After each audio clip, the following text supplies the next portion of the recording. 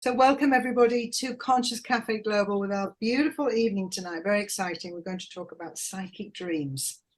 And who better than to do that with than Theresa Cheung, who's one of the world's leading experts in dreams, regularly decodes dreams, works with ITV This Morning as their dream expert, starting out with a degree from Cambridge in theology.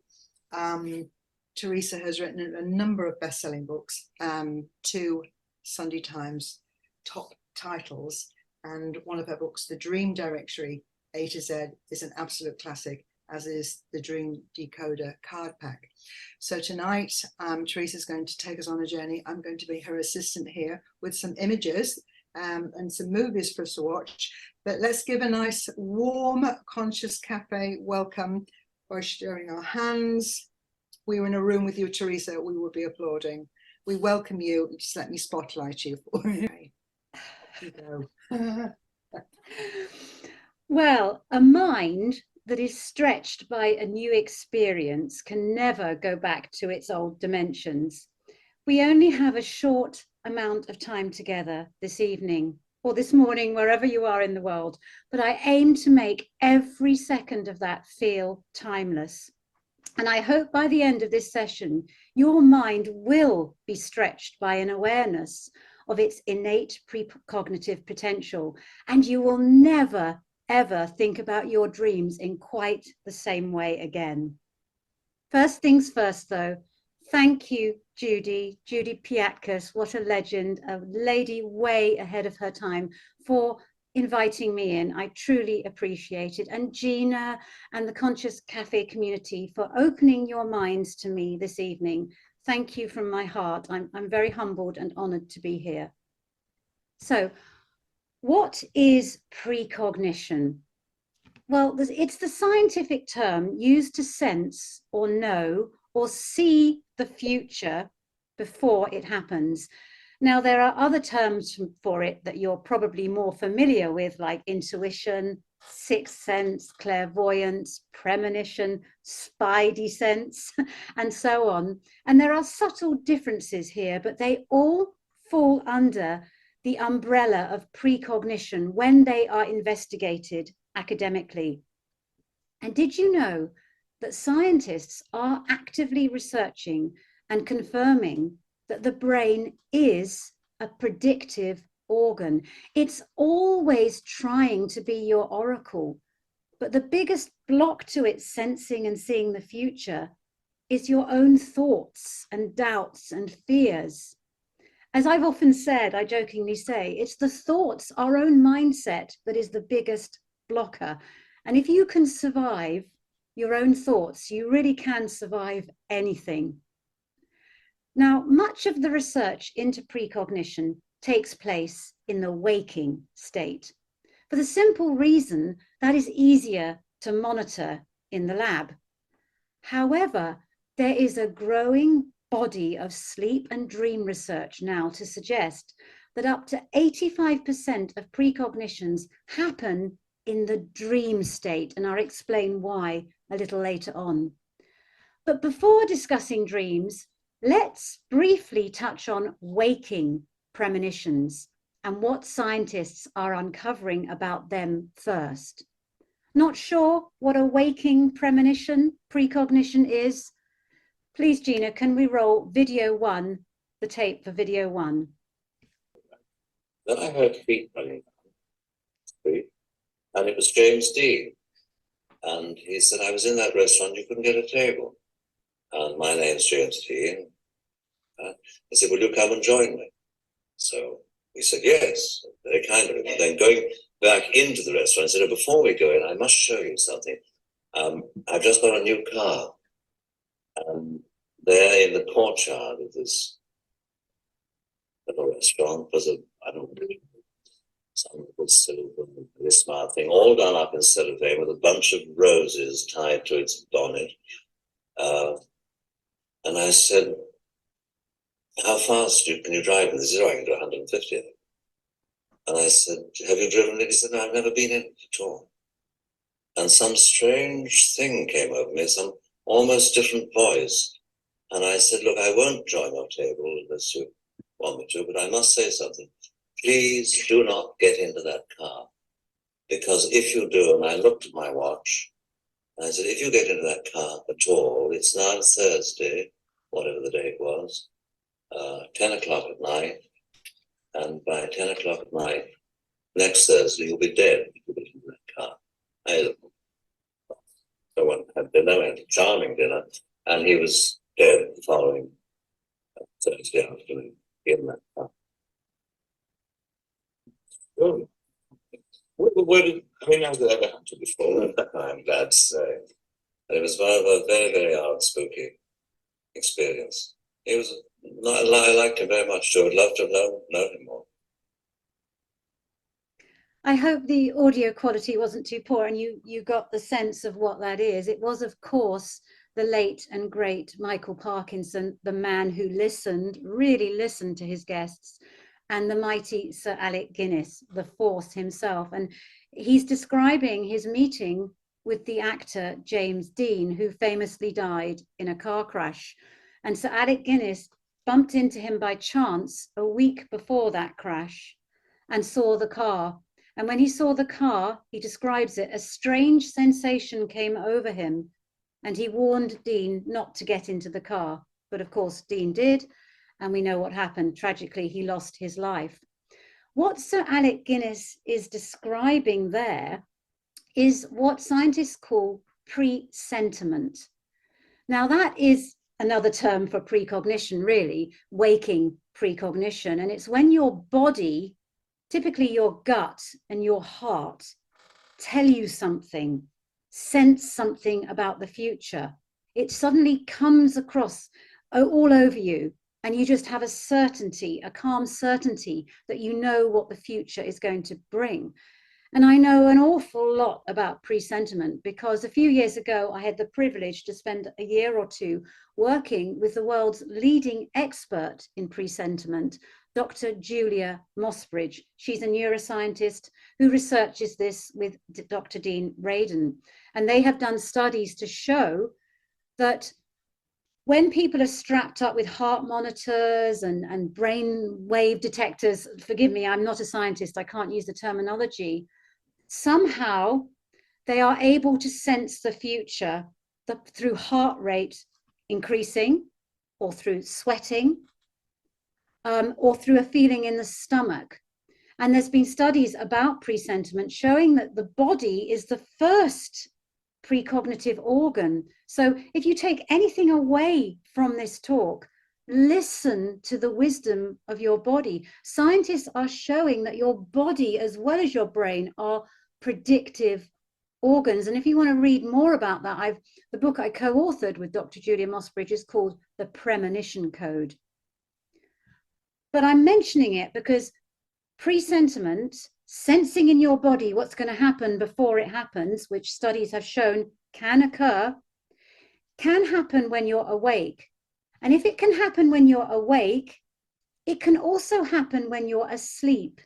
You don't stop being you when you fall asleep. You're the same person. You just enter a different state of consciousness. I'm sorry to break it to you, but you don't ever really get a break from you. You are actually awake 24/7. Your brain is very active and busy dreaming when you are asleep. It's just your body that falls asleep. Now, dreams foreshadowing the future, aka precognitive dreaming, has been reported throughout time in every culture and belief system.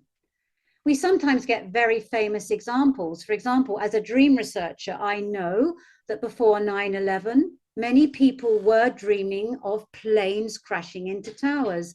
I also know that in 2019, I got an unusual amount of messages sent to me because people write to me all the time asking what the meaning of their dreams are about wearing masks and viruses. And then, of course, we all know what happened in 2020, the pandemic. Here's a very famous dream, which actually was recorded by the person who dreamt it. And sadly, again, it came true.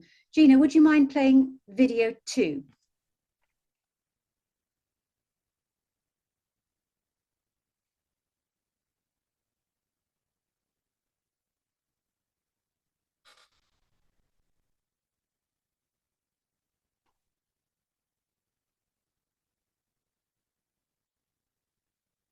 I don't think we can hear.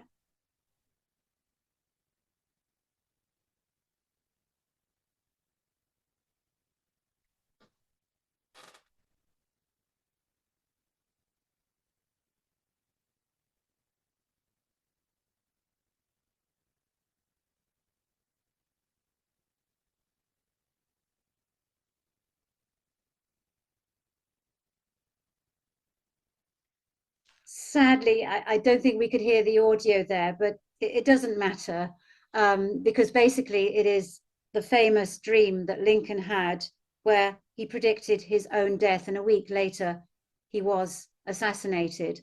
But please don't think that all precognitive dreams or waking precognitions are forewarnings of death. They are not. They are just the ones that get the most press and attention because they're dramatic.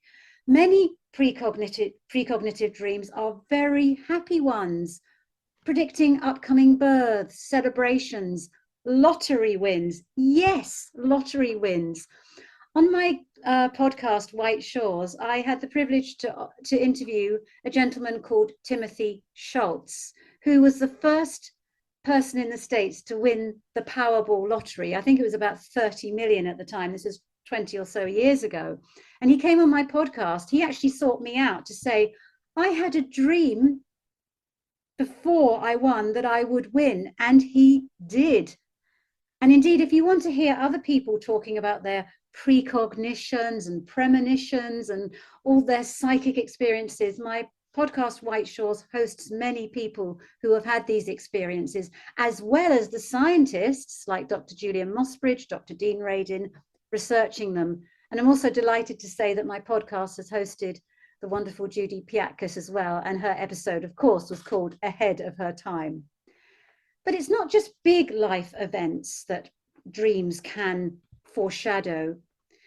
Typically, when you have a precognitive dream, it's usually something fairly trivial. For example, you may have a dream that your colleague at work is wearing a specific outfit. And then the next morning, they are wearing it. And you have no idea how your dreaming mind picked that up. This is a very common thing to happen. When it happens, it is a goosebump moment, a reminder that there is more to you than the material. And it's a great sign that your inner precognitive spark is awakening. It's also a moment for you to stop and pause, because your dreaming mind is showcasing this potential future to you, has given you a glimpse of the future for a reason. Now, if you haven't had a dream that's played out a few days later, or elements of a dream that have played out a few days later, this is called déjà rêvè, a dream remembered. Please don't panic. And if it hasn't happened to you yet, I'm going to give you some techniques at the end that I believe will trigger that happening to you when you dream. So watch this space. It is actually fairly normal for your dreams to offer you glimpses of what's going to happen a few days later. Research shows that at least 1 in 4 of us have had that experience. And again, it's called déjà rêvè, not déjà vu, déjà rêvè, a dream remembered. But it's only recently in the last few years that dream experts, scientists, and psychologists have stopped dismissing déjà rêvè as random or chance. Now, as Gina said in the beginning, I have been writing popular dream decoding books forever. I've lost count of the number I've written now. And they've been inspired by my own precognitive experiences. I was born into a family of psychics and spiritualists where dream decoding was commonplace. And my books are also inspired by the countless true psychic stories people send to me, having read one of my books. I always leave my email at the end of my books, fool that I am, and people do take advantage of that to share their psychic stories. As well as personal anecdotal experience, my own and my readers, I'm grounded in academia. I studied for a degree in religion at King's College, Cambridge University. But I do want to point out here, although I work with scientists and neuroscientists in my books and in blogs and in media appearances, I'm not a scientist. And back in my Cambridge University days in the 80s, I did want to talk to my professors about precognitive dreams, about psychic abilities, about angels, about all these things. And I swiftly learned that this was deemed very unscientific. So I learned to keep my mouth shut. And I had to wait till I left university to start researching it myself and writing my books. I kind of gave up on the science being out there, actually. It all became a matter of belief. Well, this is a personal experience that was powerful for me and to other people, so I shared that. But you can imagine my joy when about 10 years ago, I discovered the ongoing research into the reality of presentiment and precognitive dreaming, and that leading scientists were finally willing to take an active interest in the witness statements or evidence I had been collating for years in my spiritual books. And from that moment on, I have constantly referred my readers back, not just to the future they can glimpse in their dreams, but also to the science behind it. Here's a brief fragment of that futuristic science. I'm going to show it to you now. It's like a vision in a dream. Video 3, please. In an evolutionary universe, why shouldn't the laws themselves evolve? The skeptic who was working with me agreed there was overwhelming statistical evidence.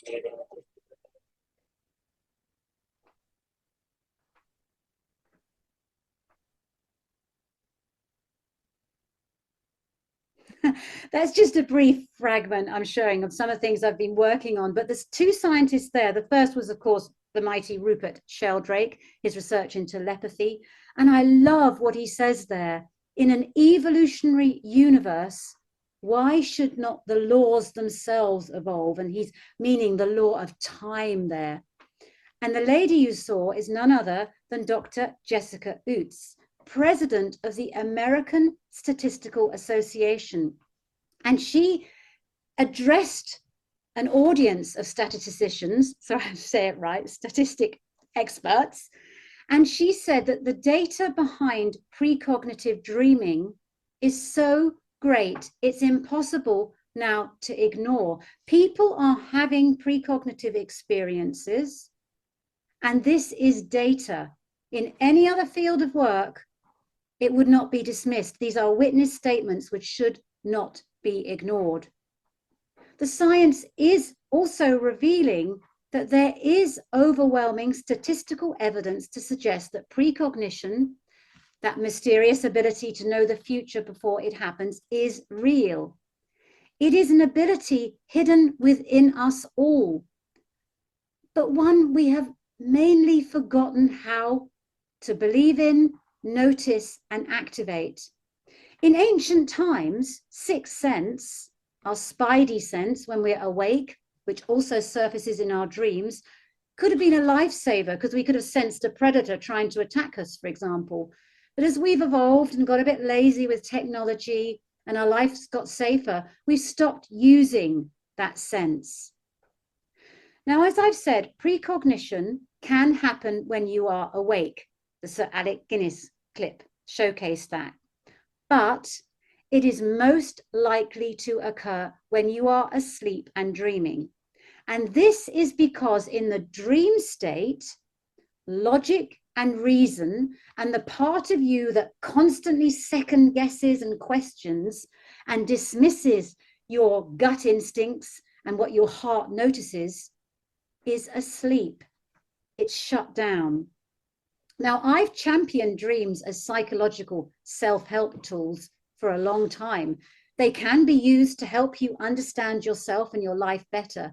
And I will continue to do that, especially when I'm invited onto mainstream media like ITV, for example, where I do national call-ins for people who've had dreams. I focus on them as psychological self-help because I don't think the mainstream's quite ready yet to embrace their full precognitive potential, but I predict in time that will happen. Personally, I am fast coming to the conclusion that every single dream you have, however trivial, has a clear precognitive element. It foreshadows a potential future. Now, sometimes that is an event, but more often than not, it is a mindset or an emotion that you are glimpsing. And the dream showcases that in the language of symbols. More about how your dreams speak to you shortly. Now, the issue with mainstreaming this reality of precognition, whether your eyes are wide open or wide shut, is that we are completely indoctrinated by the belief that time is linear. We are conditioned to believe that time is a flow of events from the past through the present and into the future. We remember the past, live in the present, and the future unknown. But precognitive dreams and waking premonitions make a nonsense of that traditional definition, suggesting that the future really can be glimpsed, remembered in the now. I have many personal experiences of both waking premonitions and premonitions happening in my dreams. One of those, I believe, saved my life, and I narrate that story in my many, many books. And I don't want this talk to be about me. I want it to be about you and what it uncovers in you. But before I go into some health techniques to trigger this ability for you, I'm just going to share an example of one of the countless, and I'm telling you, I have thousands and thousands of these kind of anecdotal stories that are sent to me by people who've read my books. All right. And if Gina, if we could put up image 2. It's a story sent to me by a lady I'm going to call Rachel. And it really illustrates this kind of remembering the future. Rachel wrote to me to say that on the evening of her daughter's 4th birthday, she had a dream that was so vivid, she woke up thinking it had actually happened. Now, that's a hallmark of a precognitive dream. You often wake up thinking, was that real? Anyway, here it is in her own words. I'm now reading from the email that she sent to me. Theresa, a lot of my dreams are a collection of random things, but this dream felt like a story with a beginning, middle, and an end. In my dream, I was playing with my daughter in a house made entirely of glass. It was also winter. We were playing catch with a ball and laughing and going from room to room in the glass house. When we got to a room at the front of the house, I heard birds singing. And I remember thinking, that's very odd. It's winter. The sound was so loud, it distracted me, and I missed catching the ball that my daughter had thrown me. The ball flew into the glass and the house shattered with splinters and shards everywhere, and I heard my daughter screaming. I woke up absolutely terrified and covered in sweat. With my daughter's screaming still echoing in my ears, I was so unnerved, I went into my daughter's bedroom to check she was okay. But the memory of that dream stayed with me. A couple of days later, my daughter was invited to a friend's house to play.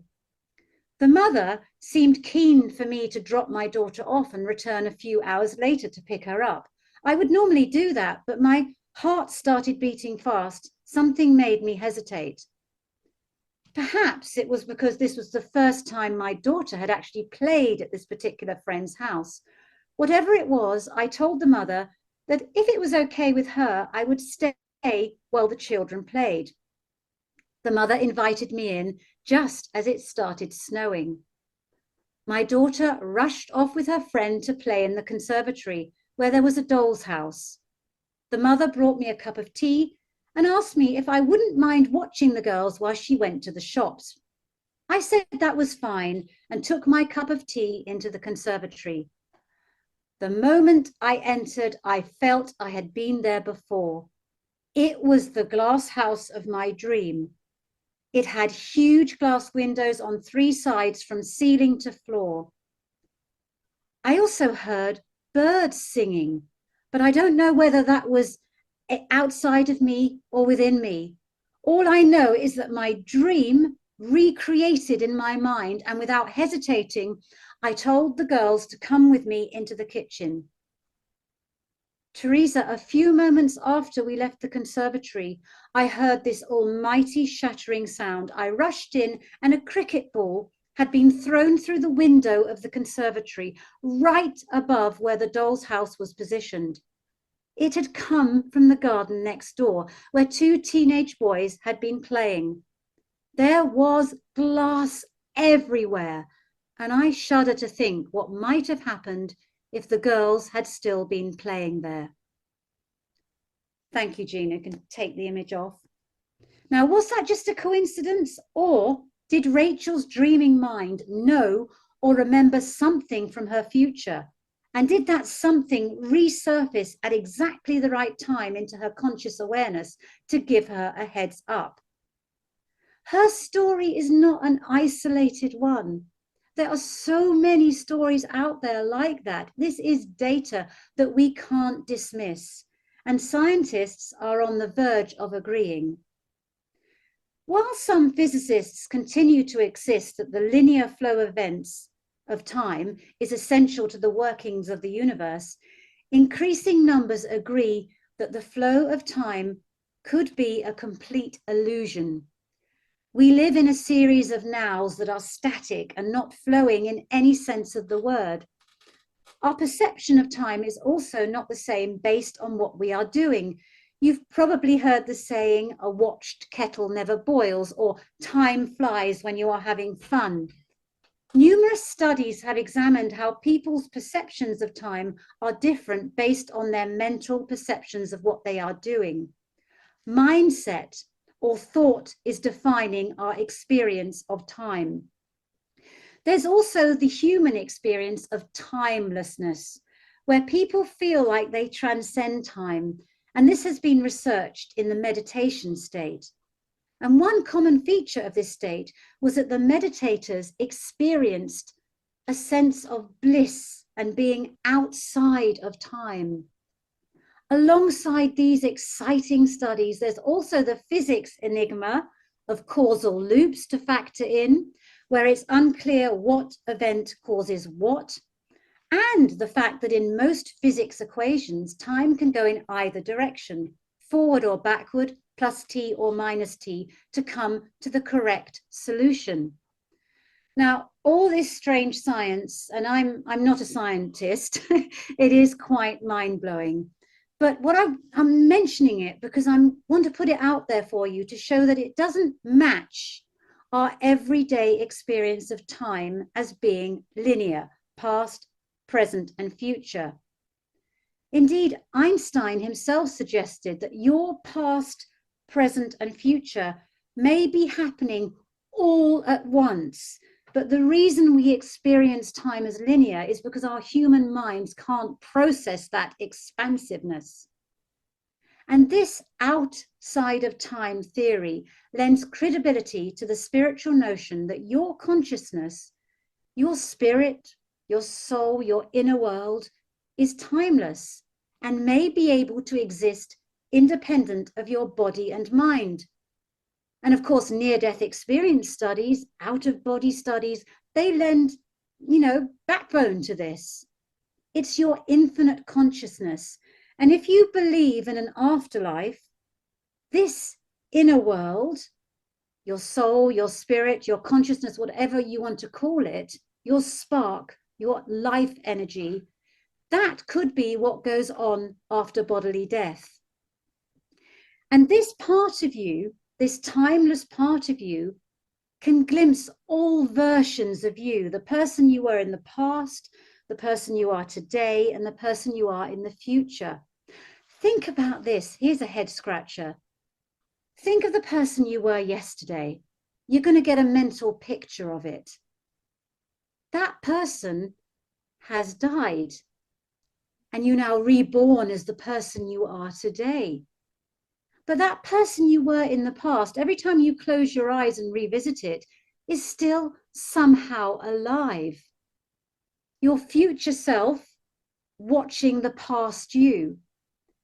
And if your consciousness really can stretch across all versions of you across time, past, present, and future, how about you think about this now? Your future self is right here, right now. I'm hoping that tomorrow when you wake up, you might remember being here and watching this video, if only to think, what a mad lady, or whatever, or that was way out.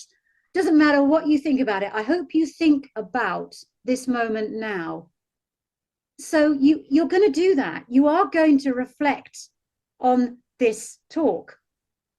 So knowing that your future self is already here watching you right now, how does that make you feel? Are you impressing your future self right now? Mind-blowing, isn't it? But before we proceed, I want to talk to you about the future. I don't want you to think that the future you glimpse is fixed, fate. Let me give you a metaphor to help you understand that. If I hold out a glass in my hand, and my intention in the present moment is to drop that glass so it smashes on the floor, the future of that glass is to smash on the floor. It's written, isn't it, in the stars. However, when I drop it, I could have a last minute hesitation and think, I don't want to clear up the mess, and catch it with my other hand. Therefore, changing the future that was written by a decision I make in my present. It was a change in my mindset that altered the future I was heading towards. So when you have a precognition, waking or asleep, it is a potential future. It reveals where you are heading right now if you carry on with the same mindset, with the same thoughts and feelings and actions that you are enacting in the present. Dreams really are being studied as never before. And we have the lockdown actually to thank for that, because for the first time in dream research history, we had a global dream phenomenon where everybody was going online and saying, I had a dream. And because of that, there's been much more interest in dreams and their potential for self-help, creativity, predicting the future than ever before. And I'm delighted to say that dream experts are agreeing that dreams are not random, and they are somehow related to your holistic well-being. I actually believe that the reason we sleep is not to rest, because we fidget a lot when we sleep and our brain's active, so we're not actually resting when we sleep. I believe we sleep because we urgently need to dream and to reconnect with our soul and our spirit, to reconnect with who we are, our unconscious beliefs. And remember, in the dream state, you transcend not just your body and mind, but logic, reason, linear time, and infinite space every single night. You journey to the center of you. Now, the science of precognition, which I've attempted to summarize, probably unsuccessfully, but I've done it on purpose. I wanted to present it to you just to show you that it's out there. And scientists and neuroscientists, psychologists, psychiatrists are studying this. It's all a head scratcher. The science matters. I think that's where going to be progress in psychic abilities, is with the science. And I'm sincerely hoping that this talk has whetted your appetite to find out more about yourself, more about time, what time is and how science doesn't really know, and about the possibility of mental time travel. I really hope you will research that for yourself. You will not be bored. It is fascinating. But if you haven't got time for that, I'm going to ask Gina to put up picture 3 and picture 4. There are 2 movies out there which are very easy watches, that actually the directors had a real understanding of the physics of time. Now, the first one is Interstellar with Matthew McConaughey. And a lot of time travel experts and physicists agree that that movie actually approaches it right. You know, it doesn't get everything right, but it does. And another glorious movie which deals with this notion of the past, present, and future happening all at once is Arrival. It's not as well known, but it's utterly mesmerizing, and it'll be a real introduction to you of this incredible world of scientific research into the possibility of glimpsing your future. Now, of course, in the movies and TV shows like Doctor Who, I love the fact that Doctor Who resurfaced on British TV this weekend. So Gina sensed that. The focus is, of course, on physical time travel, your actual body getting into a time machine and traveling. And now, as far as I know, that's not yet possible. It's a metaphor for mental time travel. And I don't want you to think that science is researching physical time travel yet. Maybe one day that is yet to come. Right now, the focus is on mental time travel, traveling into remembering the future with your mind. And again, it seems dreams are the best way to help you do that, because again, I'll repeat that in the dream state, the enemies of precognition, logic, reason, doubt, and fear are absent. Okay, enough science talk. I'm fully aware that when it comes to processing the reality of precognition, there is nothing as powerful as your direct personal experience. That's why I've dedicated my life to sharing people's direct personal experiences, because I want you to encourage you to have your own. So let's not waste another moment in time. I want to help you start gathering your own proof or data that precognition is real and that you are a dreaming being, a precognitively dreaming being. The first thing I'd love you to do from now on is to commit to writing down your dreams when you wake up. It is a truth universally unacknowledged that the majority of your dreams do contain precognitive themes, whether that be showcasing potential future events or emotions or mindsets. Your dreams are going to be your proof that you are a precognitive dreaming being. Make dream recall a top priority. You will never regret it, I promise you. Every night before you go to bed, tell yourself you are going to recall your dreams on waking. Place a notebook and a pen beside your bed. On waking, keep still with your eyes closed until dream memories bubble to the surface, and then immediately write down your dreams in your notebook. If you don't write them down immediately, you will forget them, because they come from the land of unconscious, where logic and reason don't exist, remember? And when you wake up, you go into the conscious world where logic and reason are too dominant and squash what your intuition is trying to tell you. So write them down immediately. Don't write loads. You haven't got time in the morning. You're busy people. Write down keywords, impressions, sounds, or images. If nothing comes to mind, write down the emotion you have on waking. Please don't try to interpret your dreams first thing. At this stage, when you start your dream work in earnest, I want you simply to get into the routine of writing down your dreams first thing. And it only need take a minute, just a minute. It really is the most valuable use of your time.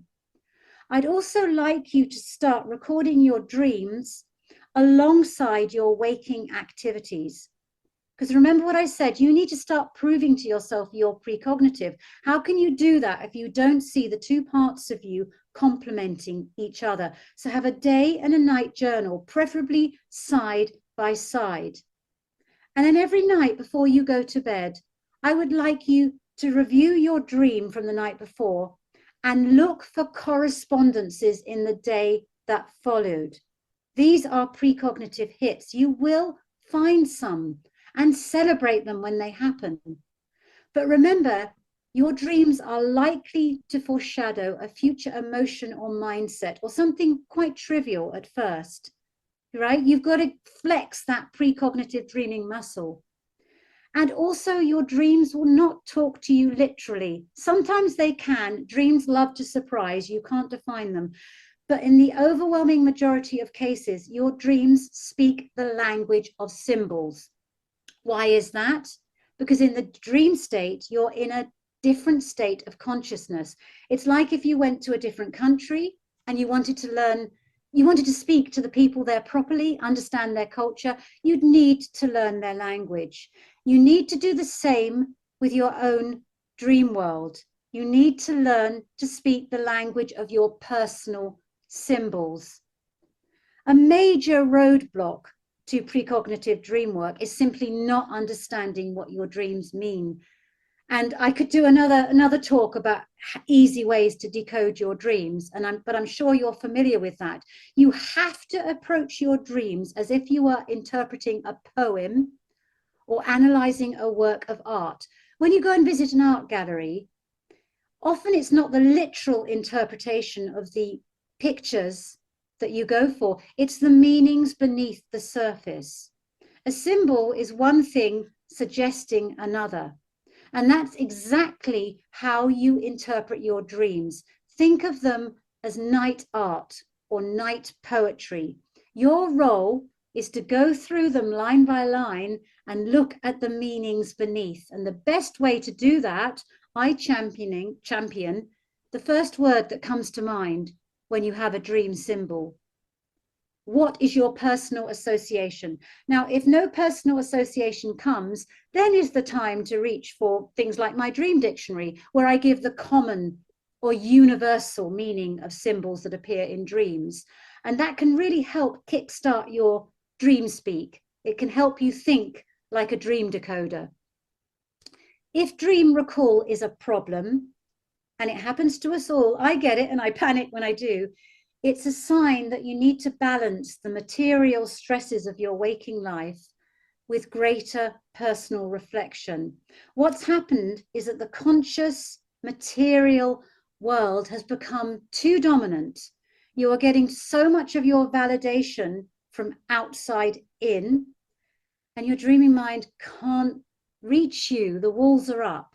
So what you need to do, it's nothing to worry about. It happens to us all. We're on this earth for a reason, to experience the material. But when the material becomes too overwhelming, stress too overwhelming, you really need time alone to mindfully go back to your source. I would suggest, if your dream recall is poor, spend more time walking in nature.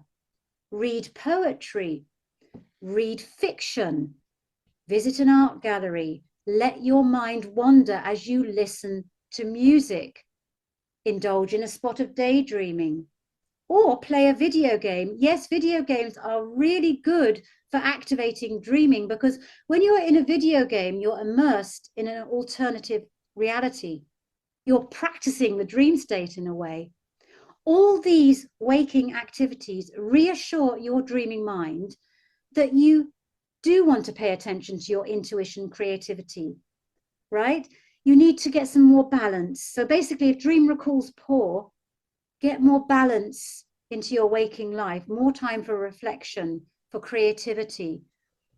Also, pay attention to your diet and ensure you get enough dream recall boosting B vitamins, in particular, vitamin B6.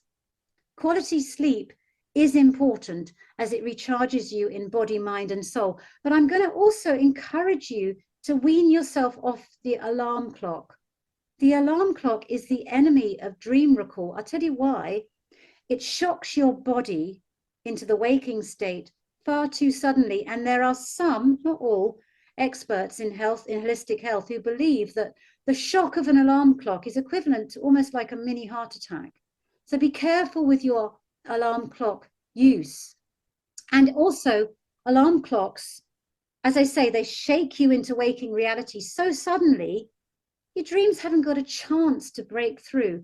Now, obviously, we need alarm clocks because, you know, if you have to get up somewhere in the morning, you don't want to oversleep. So what I would suggest is, before you go to sleep at night, tell yourself you're going to wake up 5 minutes before your alarm goes off. And, you know, you'll find that you're going to be able to do that. You really are. What you tell yourself before you go to sleep happens. And that's why there's great power also in telling yourself before you go to sleep, when your brain's in that really impressionable theta state, that you're going to dream and you're going to remember your dreams. Now, to notice precognitive themes occurring in your dreams is important, not only that you write down your dreams on waking in a journal, that you also later in the day spend time reflecting on their meaning to see what messages your inner psychic is sending you for your personal growth. But most important of all, I want you to read in hindsight. I want you to read your dreams from several days prior, because often precognitive elements in dreams happen between 4 to 7 days later. I don't know why, but they tend to. And it's the most important step that dream workers neglect is the hindsight. You get hung up on the dream you currently have, and it's all about that dream, and you forget the dreams the previous night. Please don't do that. You need to start seeing your dreams as a series.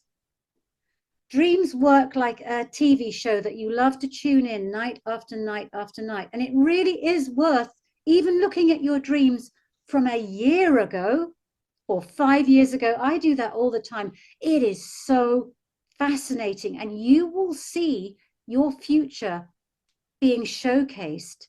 Indeed, I'm going to suggest, if you haven't started writing down your dreams before, to record at least 20 dreams over a period of 20 nights or however long it takes you to get there before you start looking for precognitive elements.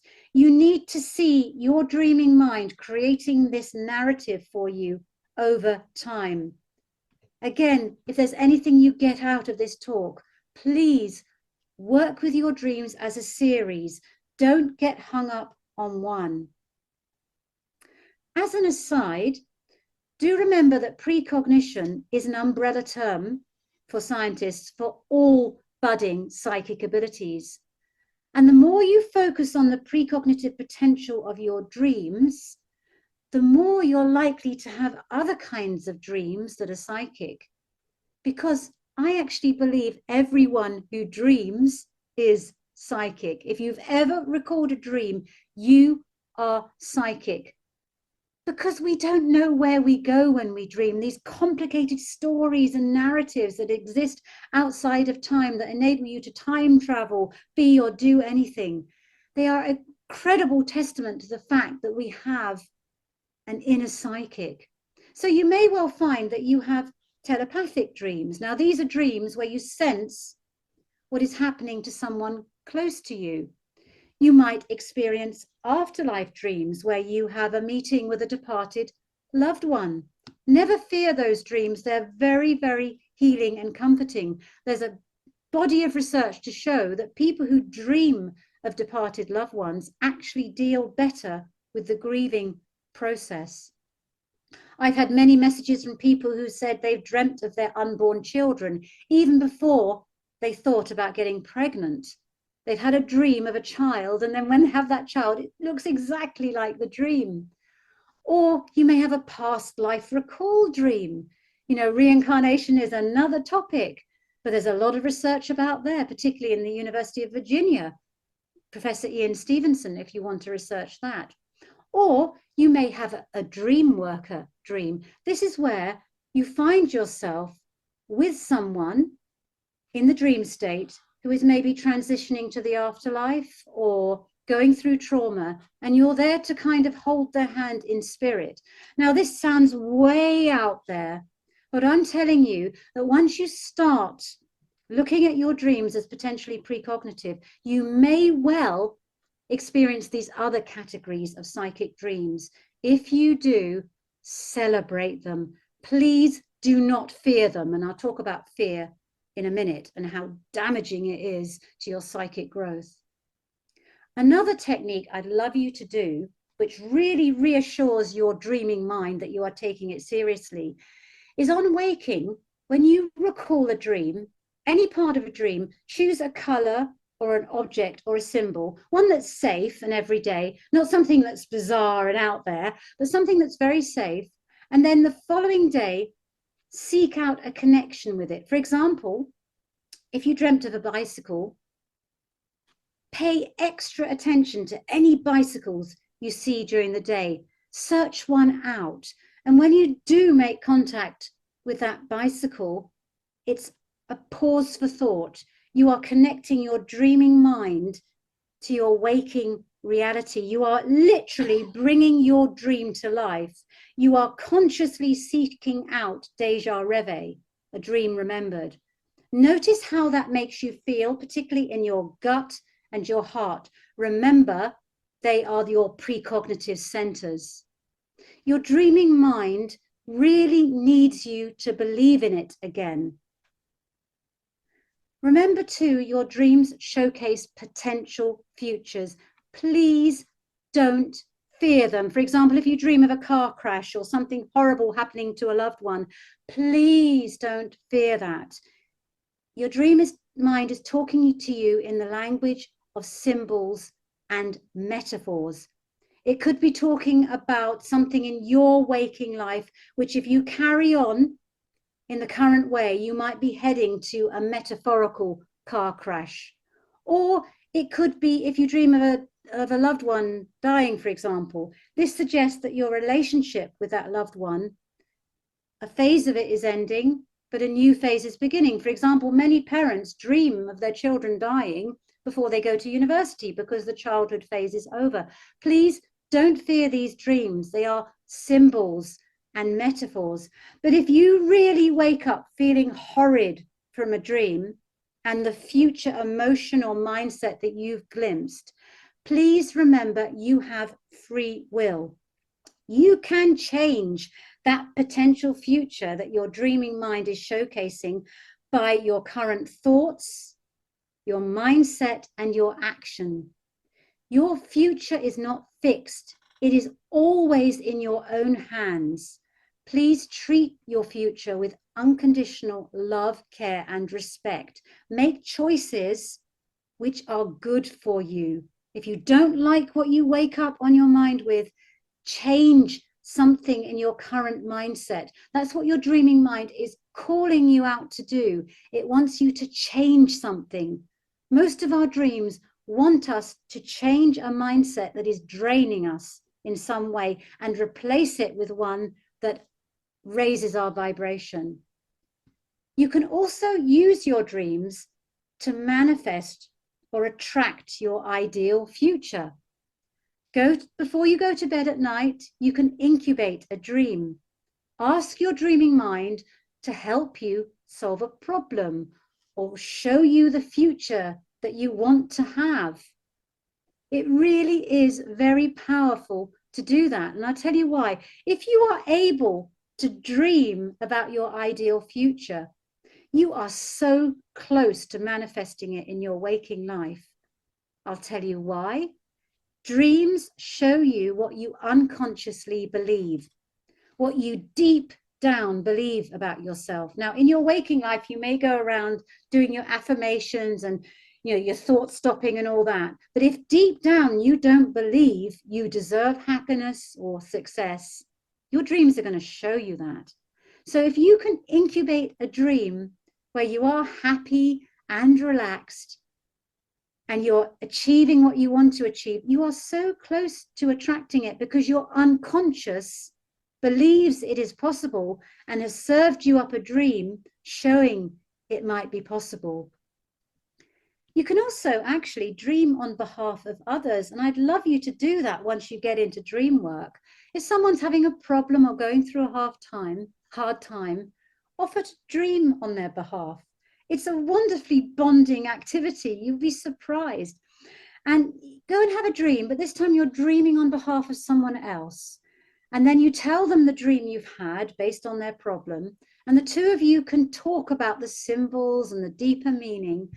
And I want you to do that really, because when you interpret a dream for someone else, you are going to unconsciously make it positive.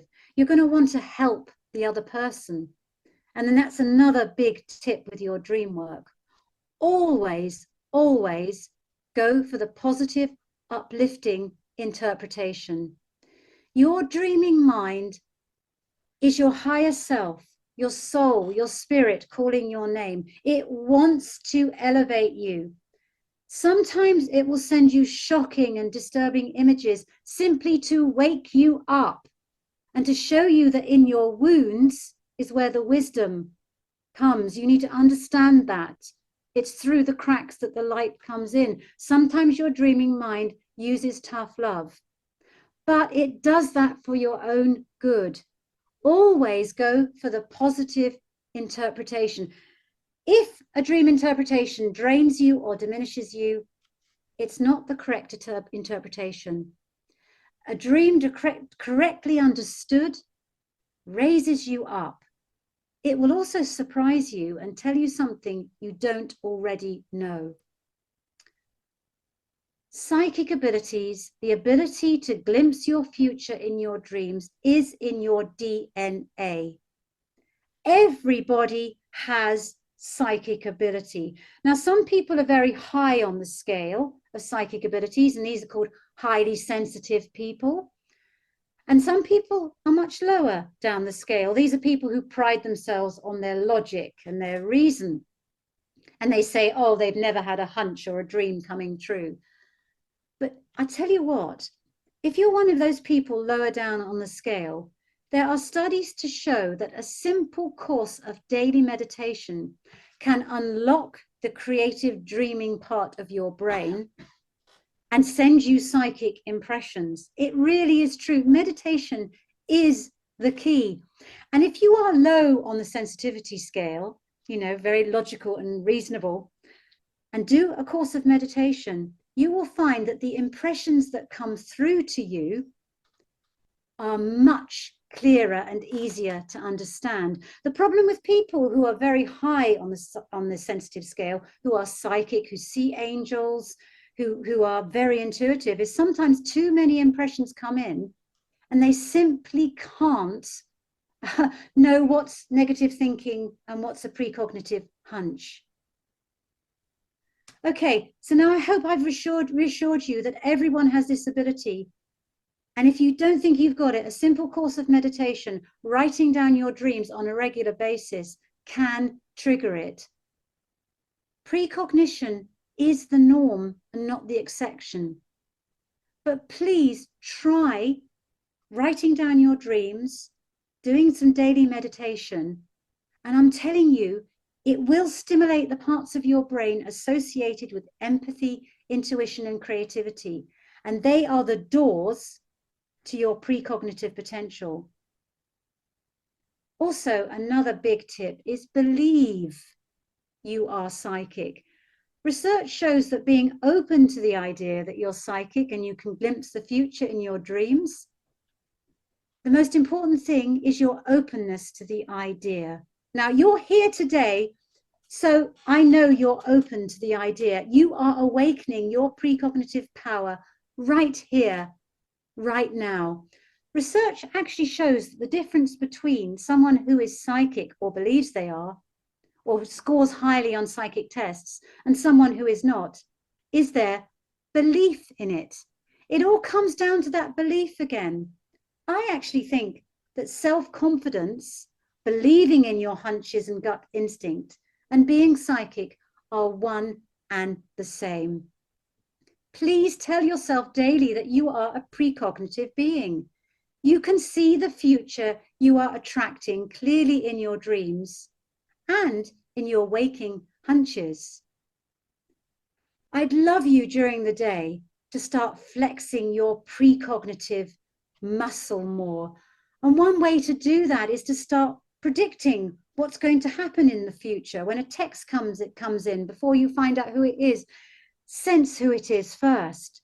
And please don't worry if you get it wrong.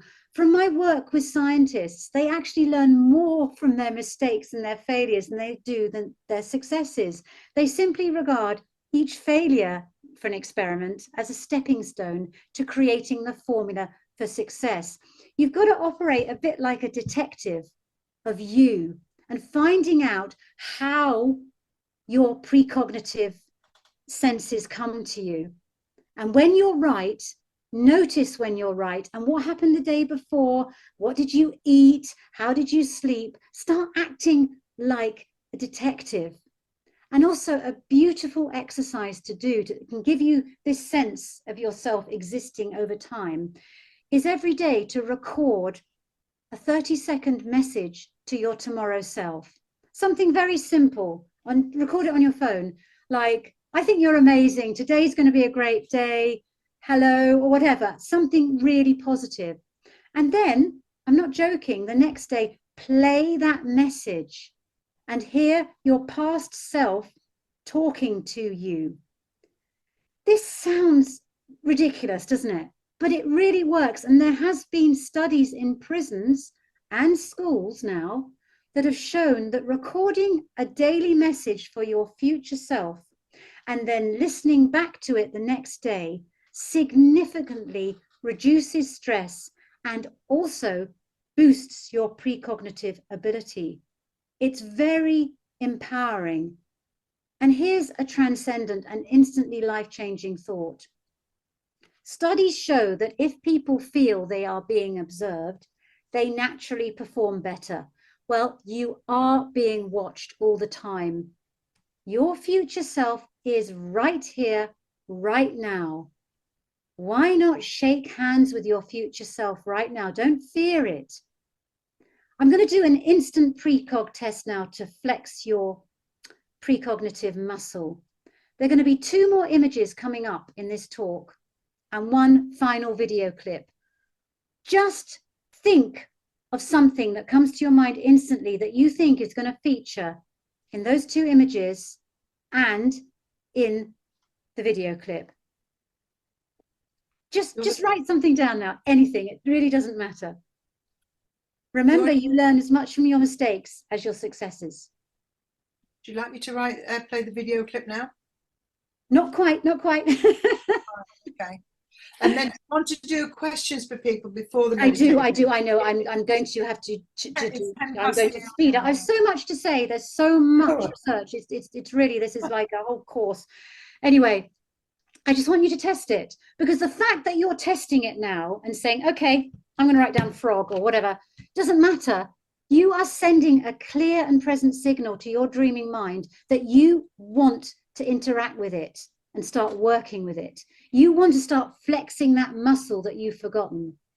Never forget that precognitive experiences and dreams happen, and they can and will happen to you. They make a nonsense of the traditionally accepted concept that time is linear. They suggest that your past, present, and future could well be happening all at once, right? And they also suggest that, you know, a part of you may exist after death too. Now that's another podcast, afterlife experiences. But a major roadblock is fear.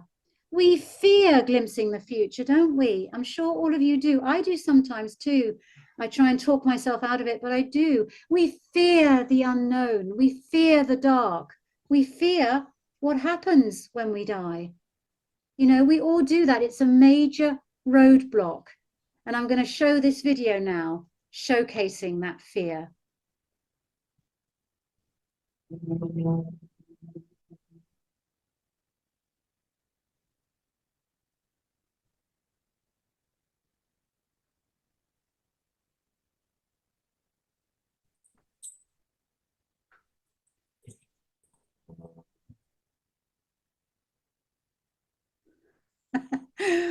Of course.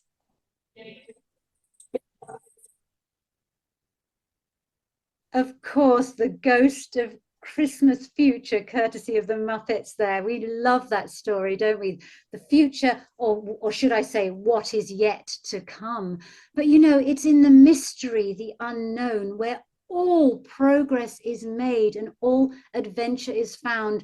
We know that outside our comfort zone is where the magic happens, right? So I hope, if anything, this talk has helped you lose your irrational fear of the future and of the dark, because your future is being created right now by what you're thinking, feeling and doing, and you always have choice in that. So create a future you will love in every moment. The future really does belong to those who believe in the beauty of their dreams, and the future also belongs to those who understand the power of their present. And to risk repeating myself, but you can never hear this enough.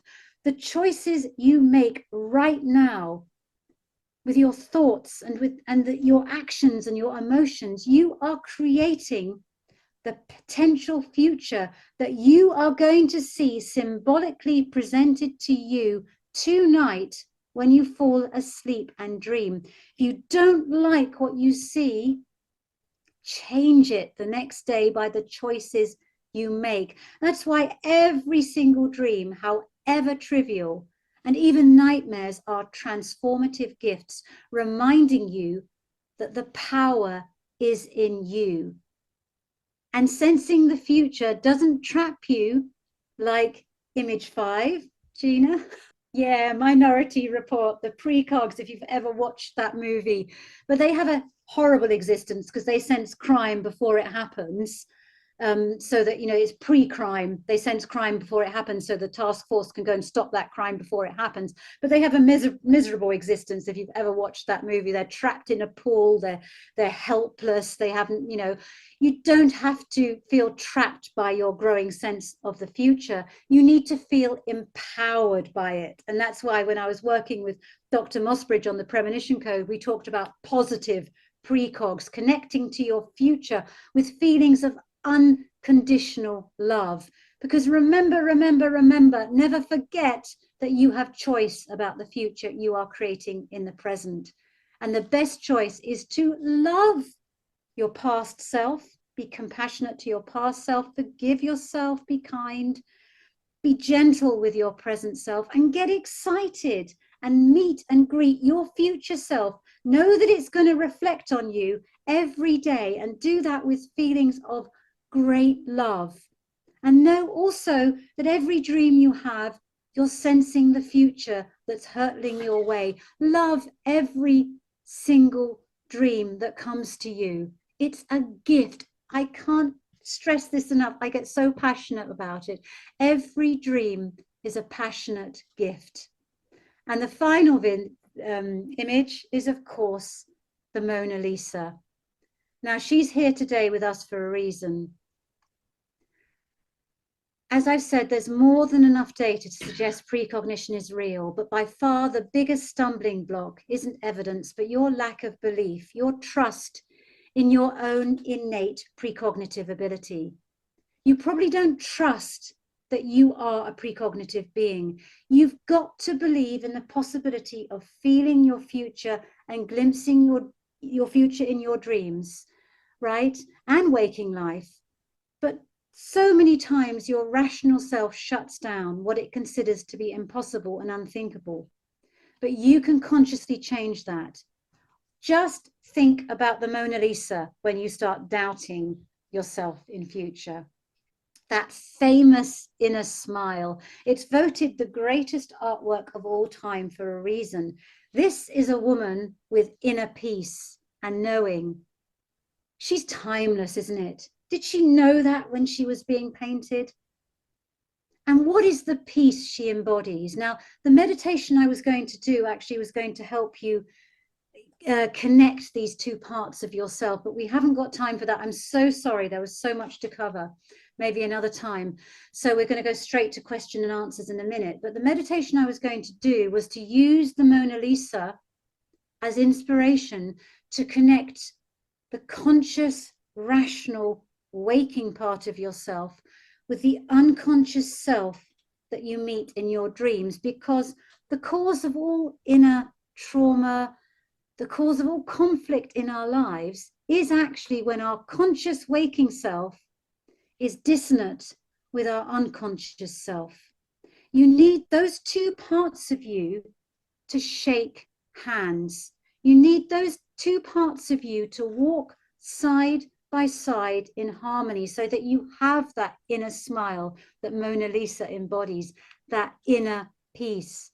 And I was going to play music for the meditation that I was going to play. And I'm very happy to gift that music to you. It's a glorious piece because it's called Earth and Sky. And it's all about uniting your waking logic and reason with your unconscious intuition and the dream state.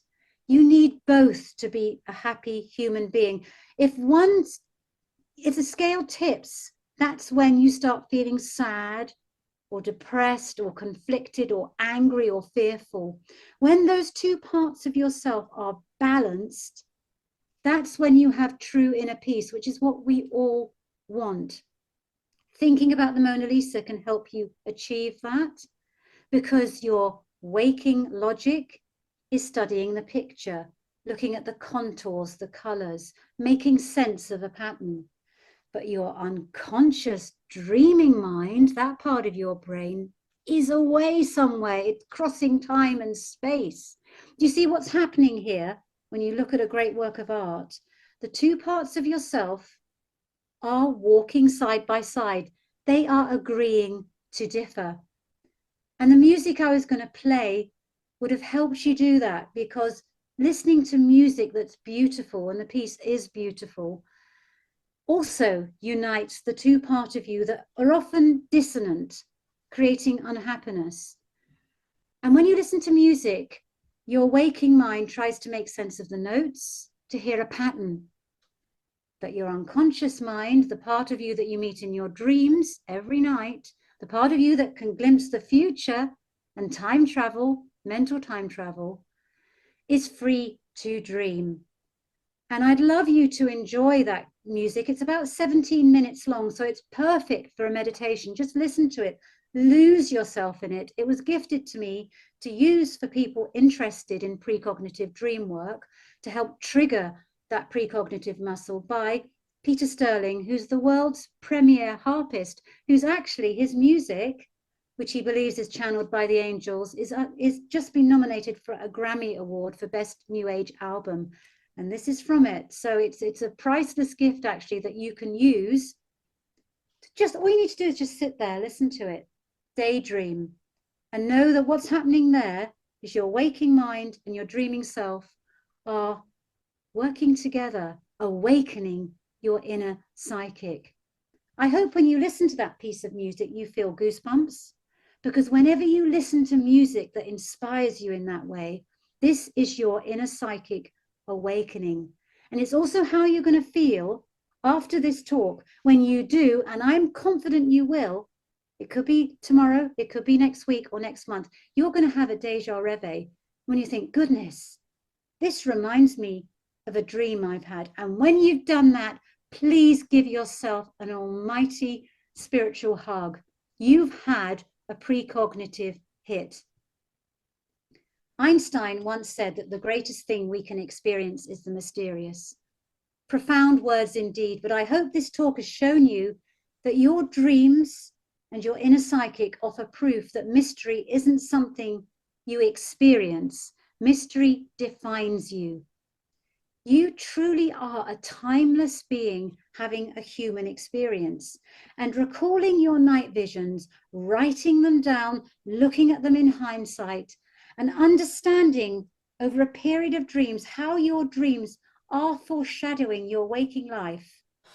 And also exploring your waking life and seeing how it is shaped by your dreams is your fast pass to psychic awakening and to attracting the future of your dreams. I do apologize that this has been very rushed. I wish I had like 10 hours to do it in a more calm way, but I have dedicated my life to researching, working with academics, scientists, neuroscientists, talking to people about their personal experiences, trying to help people fall in love with their inner world, the world you meet in your dreams every night. That I should have known this was going to happen. Too much came out. So forgive me if some of it didn't make sense, but I hope you will warm to my earnest desire to share my knowledge to you, and my love for you for being here, and my gratitude to you and Conscious Cafe for giving me a platform. I truly appreciate it. You are lights. Please keep being amazing spiritual you. And if there's not time to answer your questions in this session, because I know Gina and Judy have a busy life, as we all do, don't hesitate to email me. I'm sure Gina and Judy will give you my email, angeltalk710@aol.com. I answer everyone who messages me. It may take some time, but I always get back with my thoughts, and I can give you some tools and advice. So, I've talked you to death, haven't I? I think we're with you the whole way. I think you took us with you, and we do have a few minutes for questions. Lovely. Got a couple of questions here. Let me see what pops up in the chat here. Question, Carol. I do write down dreams that I remember, and recently I reread a dream from 9 months ago, which is exactly the same dream. What does that mean? Well, recurring dreams are bliss, because what it means is that the first time you had that dream, the future you were showcasing, the message of that dream hasn't quite been understood. So what your dreaming mind does, it uses the power of repetition, tough love, to keep sending you that dream over and over again. Because I'm telling you, once you understand it and what it's trying to tell you about the future you are attracting with your current thoughts and emotions, once you understand that and make some change in your waking life, again, I said that in the talk, your dreams want you to try a new perspective, do something different, think something different, have a different mindset. When you do that, that dream will ebb away. However, it will likely be replaced by another one, because your dreaming mind constantly wants to teach you something. It's always trying to pull you forward, because the meaning of our lives is to learn and grow, to constantly evolve. So it's always going to throw you another dream. And again, if you don't understand that dream, it's going to repeat, sometimes in a different scenario, but the theme will be the same. A lot of us, for example, have chasing dreams where we're chased, or we're drowning, or we're underwater. There's a theme there, rich symbol and metaphor there for how your current mindset is creating your future. You got to do something different. You've got to change something in your thoughts or in your actions. Both are important because both complement each other. I hope that helps. Basically, you need to really dig deep. And what I suggest is you go and reflect and meditate on that dream. Go and brainstorm all the associations. Dream work, you need never be bored with dream work, because there's so many layers and layers and layers. Write out your dream as if it was a poem, and your teacher at a literature class and says, go and analyze that. What's the symbol? What's the metaphor? What's the puns? What's the pathetic fallacy? What's the figurative language here? Analyze it as if it was a poem. Find the meaning, and you will know when you've hit on the meaning, because you will get a eureka moment of clarity, and you think, I get it. I know what my inner psychic is trying to tell me. Lovely, fantastic. Violet's got a question to answer. Unmute yourself, Violet. Quick question. Hi. I just wondered, instead of writing the dreams down in the diary when you wake up, is it okay to record them on your phone? Yeah, I mean, you sound like you're a bit like me. Sometimes I get dream overcrowding when you wake up and there's so many darn dreams there that you don't know where to start. Yeah, I've started to use a voice recorder when that happens. And I'm telling you that when that happens, sometimes it's like your dreaming mind is screaming out for attention. There's so much it wants to tell you about the future you are attracting. Please do use a voice recorder. There's so much hidden wisdom there, but you have to learn your own dream speak. And that's the language of symbols. As I said, metaphor. I don't want people to be terrified that they've had a dream and it's going to be literal. Although the examples I gave were literal, like the Lincoln one, these are very, very, very rare. And even then, they showcase a potential future. You still got the present. You can change that future by your current actions. Okay, thank you. Theresa, we've got 2 minutes left to say goodbye and thank you, but should we have 1 minute of music just to give people a flavour, because we're going to send them this music? Should we just listen to it for 1 minute? Well, yeah, because it's actually, he wrote it, Peter Sterling, Grammy Award nominee. He's the world's leading New Age harpist. He wrote it to help people ignite their precognition. It's called Earth and Sky, because the earth, of course, is your rational side. The sky is your infinite possibility.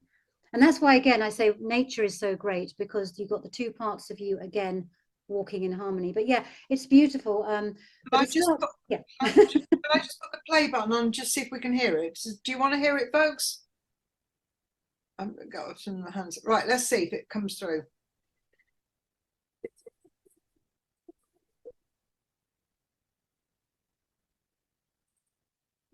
Oh, I hope you can gift it to them.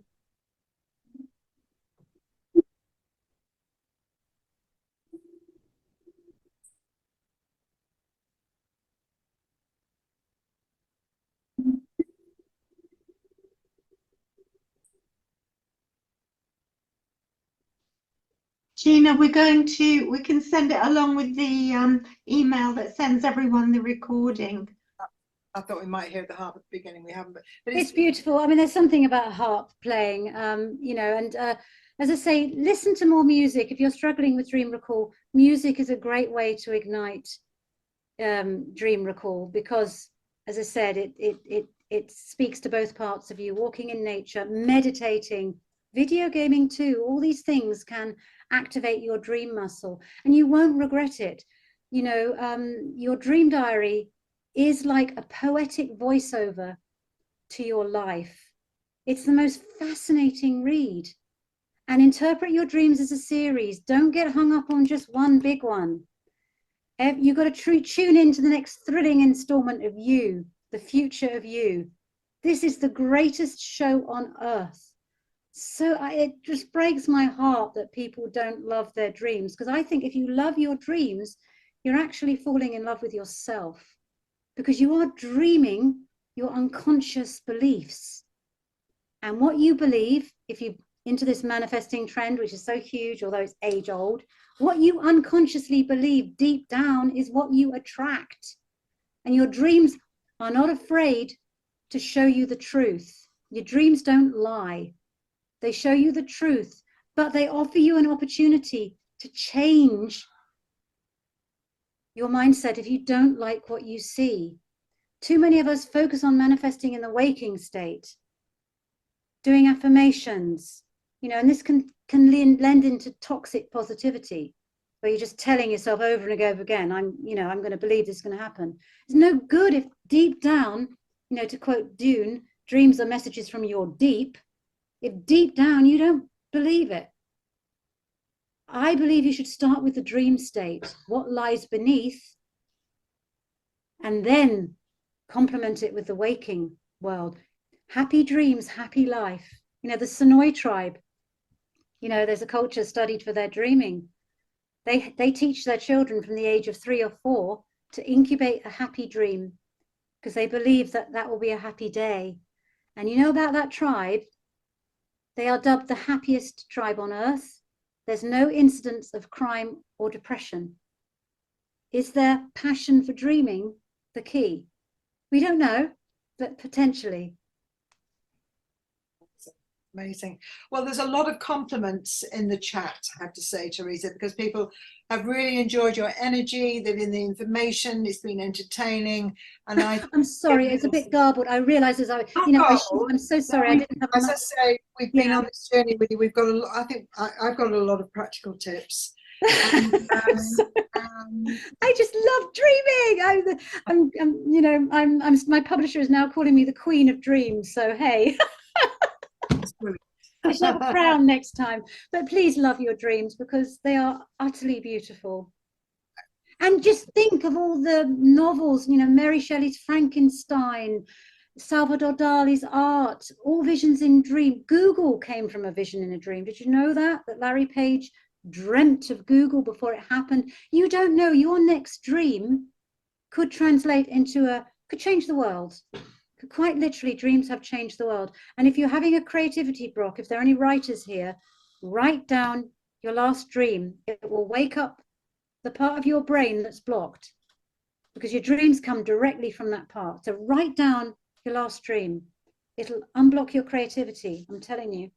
Many of my books actually have been inspired in dreams, but that's another story. Theresa, you obviously are passionate. Passionate, well-informed, well-researched. Yeah, we will agree with that drink wing, and we're going to say thank you, everybody. Wave and say Love you all and sweet dreams.